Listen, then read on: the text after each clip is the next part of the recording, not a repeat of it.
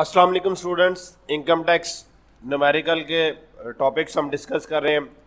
आज जो head of income discuss करने जा रहे हैं वो है income from capital gain section 37। इससे प्रीवियस हमने income from salary, income from property और इनकम फ्रॉम बिजनेस, ये तीन हेड ऑफ इनकम जो है वो डिस्कस कर चुके हैं। आज हमने जो है वो number 4 head of income, income from जो है वो कैपिटल गेन को जो है वो डिस्कस करना है। तो इस हेड के अंदर कौन कौन सी चीज़ें आएंगी और उनके टैक्स ट्रीटमेंट्स क्या होंगे वो हम वन बाय वन देखते हैं। सबसे पहले है capital gain on sale of jewellery.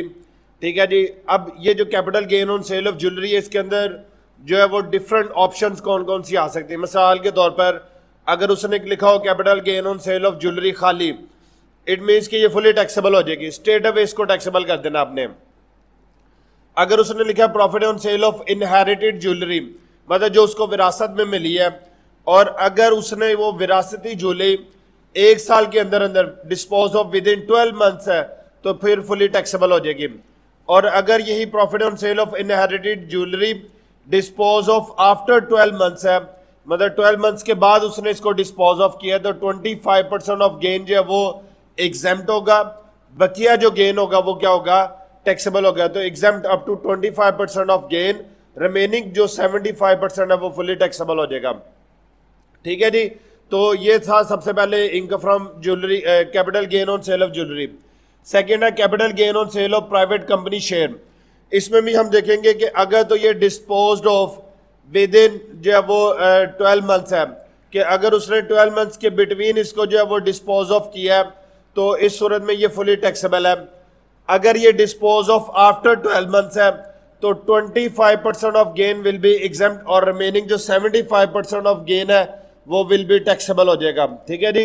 तो 25% एग्जेम्प्ट है और बाकी जो है वो 75% टैक्सेबल हो जाएगा। अच्छा जी, यहां पर एक बात आपने याद रखनी है कि loss first will be deductive from the gain in above the both cases, कि आपको जो है वो अगर लॉस होगा, ठीक है जी, तो आपने ये जो पहले है, मतलब ये जो पॉइंट नंबर 1 है, ये पॉइंट नंबर 2 है, तो पहले इनके गेन में से वो लॉस माइनस करना है। बाकी जो लॉस जो है वो बाकी जो गेन बचेगा उसका फिर 25% जो है वो एग्जाम्प्ट होगा, या जो भी इसका जो है वो फॉल करेगा। ठीक है जी। तो पहले लॉस माइनस कर लेना। आगे नंबर 3 पॉइंट है capital gain on sale of public company share या सिक्योरिटी या मुदारबा सर्टिफिकेट। ठीक है जी। तो इन सूरतों में हमने देखना कि इसका होल्डिंग पीरियड क्या है। इन केस के holding period less than 1 year है तो 15% ऑफ गेन जो है वो टैक्सेबल होगा। इन केस के होल्डिंग पीरियड जो है वो मोर देन 1 ईयर है और लेस देन जो है वो 2 ईयर है, तो इस सूरत में 12.5% ऑफ गेन जो है वो टैक्सेबल होगा। अगर होल्डिंग पीरियड जो है वो मोर देन 2 ईयर है और लेस देन 4 ईयर है तो 7.5% of gain will be taxable.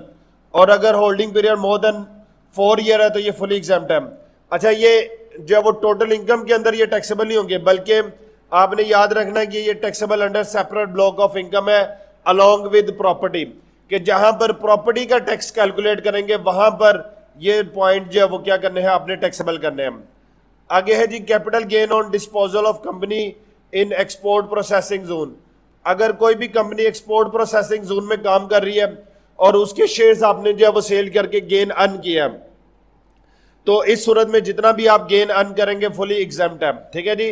तो ऐसी कंपनी जो कि एक्सपोर्ट प्रोसेसिंग जोन में काम कर रही है, इसको इन शॉर्ट आप EPZ का नाम भी दे सकते हैं, एक्सपोर्ट प्रोसेसिंग जोन। तो उस कंपनी के शेयर सेल करने पर जितना भी गेन होगा वो सारा का सारा गेन जो है वो फुली एग्जेम्प्ट है, उस पर टैक्स चार्ज नहीं होगा। आगे नंबर 5 पॉइंट है जी capital gain on sale of inherited house या इमूवेबल प्रॉपर्टी। अगर तो प्रॉपर्टी एक्वायर्ड बिफोर 1 जुलाई 2016 है, अगर 1 जुलाई 2016 से पहले पहले एक्वायर की है, तो इस सूरत में अगर holding period more than 3 year है तो फुली एग्जेम्प्ट है। अगर लेस देन 3 ईयर है, मतलब अप टू 3 ईयर है, ये उससे कम है, तो 5% ऑफ गेन जो है वो क्या होगा, टैक्सेबल होगा। अगर ये प्रॉपर्टी आपने एक्वायर की है आफ्टर 1 जुलाई 2016, तो इसके सूरत में आप देखेंगे कि अगर होल्डिंग पीरियड जब वो मोर देन 3 ईयर है तो एग्जाम्प्ट है। अगर 2 ईयर से ज्यादा और 3 ईयर से कम है, ठीक है जी, मोर देन 2 ईयर है और लेस देन 3 ईयर है तो 5% of gain will be taxable. अगर जब वो मोर देन 1 ईयर है और लेस देन 2 ईयर है तो 7.5% of gain will be taxable. और अगर लेस देन 1 ईयर है तो 10% of gain will be taxable, और ये भी टैक्सेबल होगा under separate block of income along with property.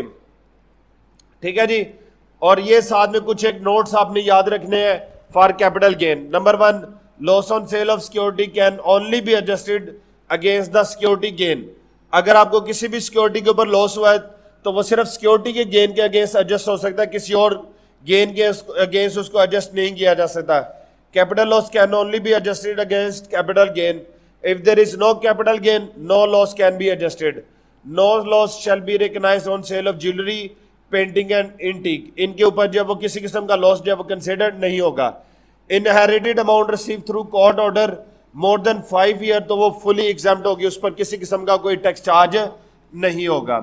ठीक है जी। तो ये था complete income from capital gain का हेड। आई होप इसकी तमाम पॉइंट्स आपको क्लियर हो गए। अगर कोई क्वेश्चन आपका हुआ तो आप मुझे कमेंट सेक्शन के थ्रू पूछ सकते हैं, आप मुझे कमेंट्स करके भी पूछ सकते हैं, मैं इंशाल्लाह उस पर आपकी जो है वो फर्दर रहनुमाई कर दूंगा। कल इंशाल्लाह इससे अगला हेड डिस्कस करेंगे। तब तक के लिए इजाजत दीजिए। अल्लाह हाफिज।